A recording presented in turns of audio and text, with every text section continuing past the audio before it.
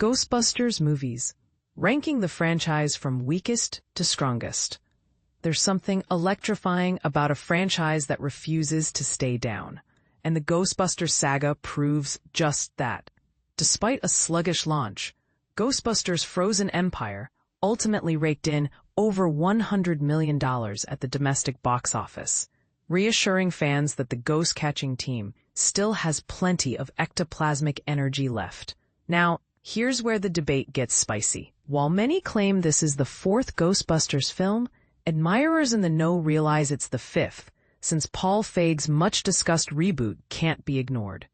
Critics might have greeted Gil Kennan's latest installment with a cool reception, but audiences have shown enthusiastic support, especially since the classic Ghostbusters get a bigger spotlight this time around.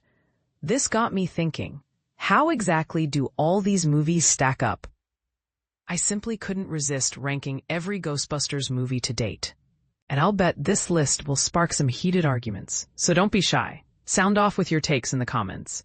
Remember, I'm ranking these from the bottom to the very top. Ghostbusters 2016. Let's rip off the Band-Aid. Paul Feig's 2016 reboot with a female-led cast triggered one of the internet's wildest debates, with fierce defenders and relentless detractors battling it out for years. And here's something divisive, I have to admit. I didn't hate it like everyone else seemed to.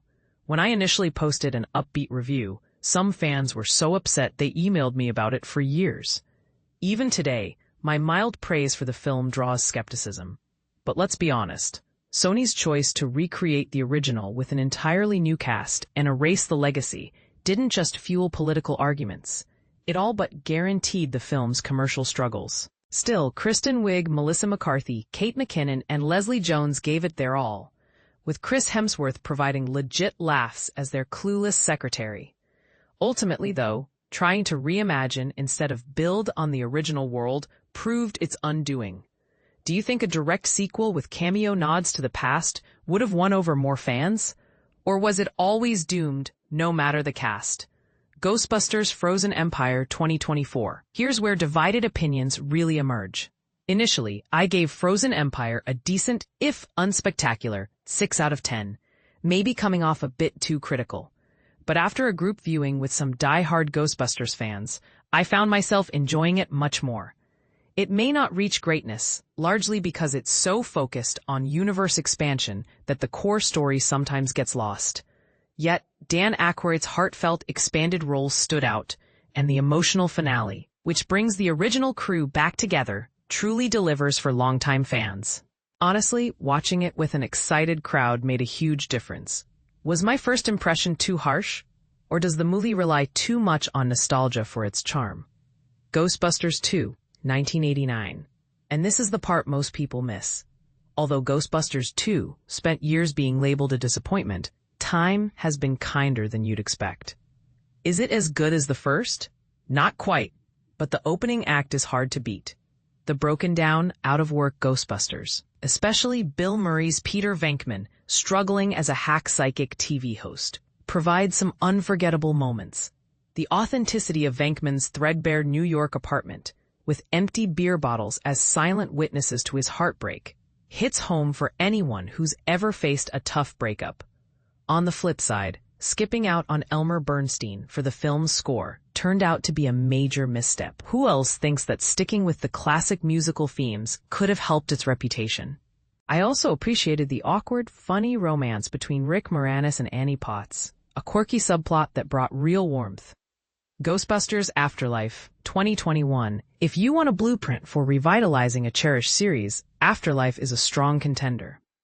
Director Jason Reitman achieved something special.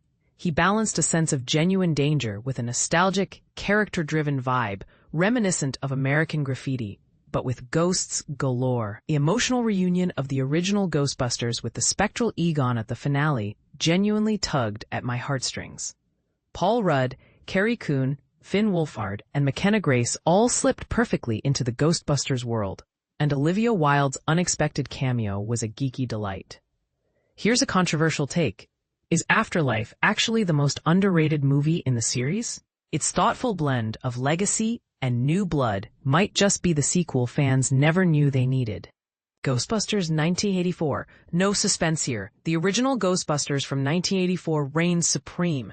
It's a cinematic landmark, skillfully merging comedic genius with supernatural thrills in a way that's been endlessly copied but never surpassed.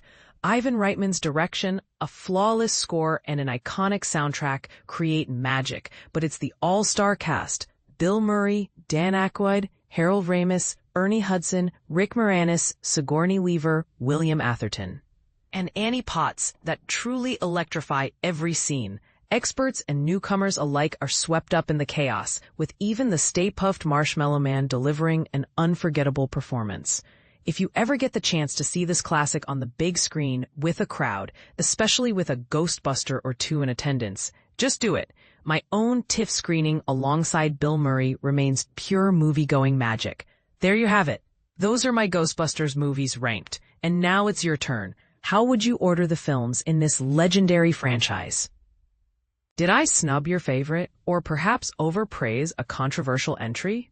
Let's hear your thoughts. Agree or disagree? Drop your ranking and join the discussion below.